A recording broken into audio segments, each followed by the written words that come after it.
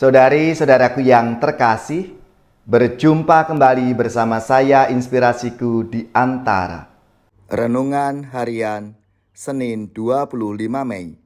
Hari ini kita bersama seluruh gereja Katolik memperingati Santa Perawan Maria, Bunda Gereja. Semoga kita bersama keluarga, komunitas kita, selalu dalam keadaan baik, tetap sehat, dan bersemangat. Marilah kita mengawali renungan kita hari ini dengan tanda kemenangan Kristus.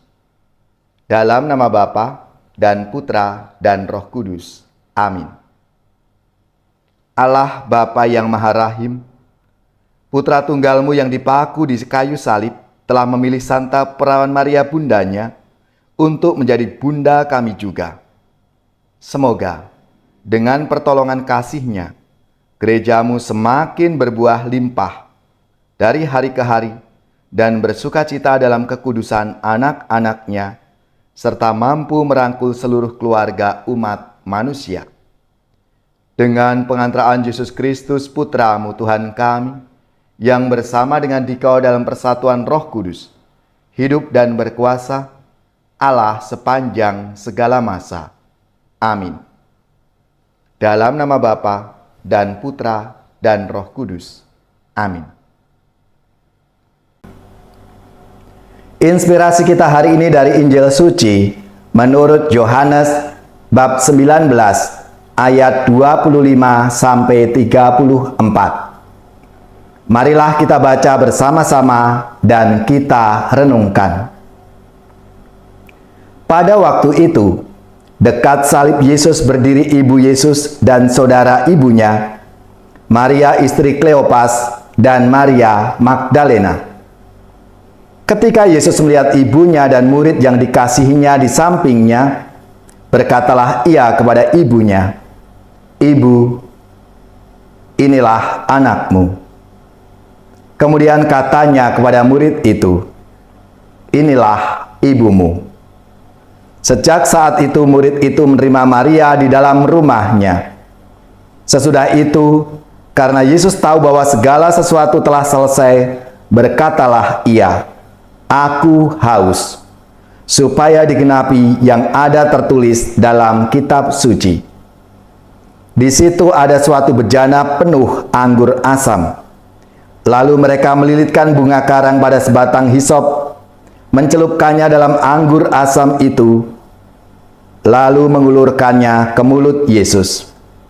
Sesudah meminum anggur asam itu, berkatalah Yesus, "Sudah selesai."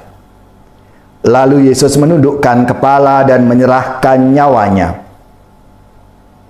Karena hari itu hari persiapan dan supaya pada hari Sabat, mayat-mayat itu tidak tinggal tergantung pada kayu salib, sebab Sabat itu hari yang besar, maka datanglah para pemuka Yahudi kepada Pilatus dan meminta kepadanya supaya kaki orang-orang itu dipatahkan dan jenazah diturunkan. Lalu datanglah prajurit-prajurit dan mematahkan kaki orang yang pertama dan kaki orang lain yang disalibkan bersama-sama dengan Yesus. Tetapi ketika mereka sampai kepada Yesus dan melihat bahwa ia telah mati, mereka tidak mematahkan kakinya, tetapi seorang dari antara prajurit itu menikam lambung Yesus dengan tombak dan segera mengalir keluar darah dan air. Demikianlah sabda Tuhan. Terpujilah Kristus. Saudari-saudaraku yang terkasih, saat Yesus disalib, hanya ada beberapa wanita yang berdiri di dekat salibnya. Injil Yohanes mengatakan bahwa Maria, ibu Yesus, juga berdiri dekat salibnya bersama Maria Magdalena dan Yohanes, murid yang dikasihinya. Pada saat itulah Yesus melakukan sesuatu yang luar biasa, yaitu berkata kepada ibunya, "Ibu, ini anakmu." Ia juga berkata kepada Yohanes, "Inilah ibumu." Dengan perkataan itu, Yesus mau berkata kepada ibunya, "Ibu, engkau sangat berduka cita, tetapi ada seorang yang dapat menghibur engkau, yaitu Yohanes, muridku." Yesus menghibur dan menguatkan ibunya. Begitu juga terhadap Yohanes. Penderitaan Yesus tidak menjadi penghalang baginya untuk tetap memperhatikan orang lain. Injil Yohanes yang kita dengar, Bunda Maria disapa ibu. Ketika Bunda Maria diserahkan kepada Yohanes. Kalau Rasul Yohanes dipahami sebagai perwakilan gereja, maka penyerahan itu berarti sebagai penyerahan Bunda Maria kepada gereja. Maria sebagai ibu atau bunda gereja. Kehidupan gereja sepanjang masa berspiritualitas Maria. Dalam Ekaristi, Bunda Maria disapa. Setiap hari kita berdoa Angelus, doa Rosario, atau gambar patung Bunda Maria dipajang di rumah, di gereja, bahkan ada banyak pesta atau peringatan terhadap Bunda Maria dalam kalender liturgi gereja. Saudara-saudariku yang terkasih, kalau hari ini kita memperingati Maria Bunda Gereja, Maria setia mengikuti Yesus sampai di kayu salib.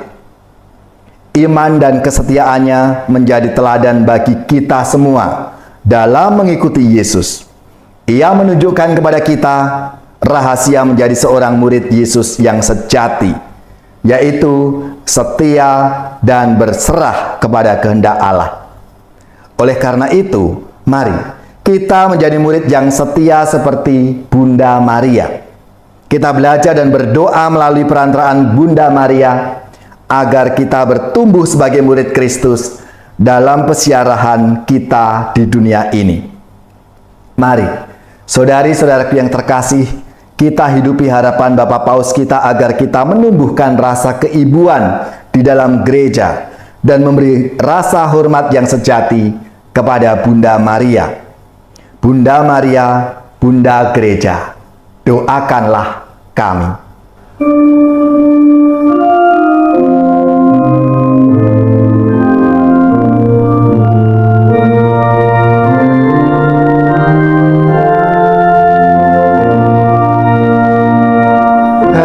Pujilah segala bangsa, Maria Bunda Penebus.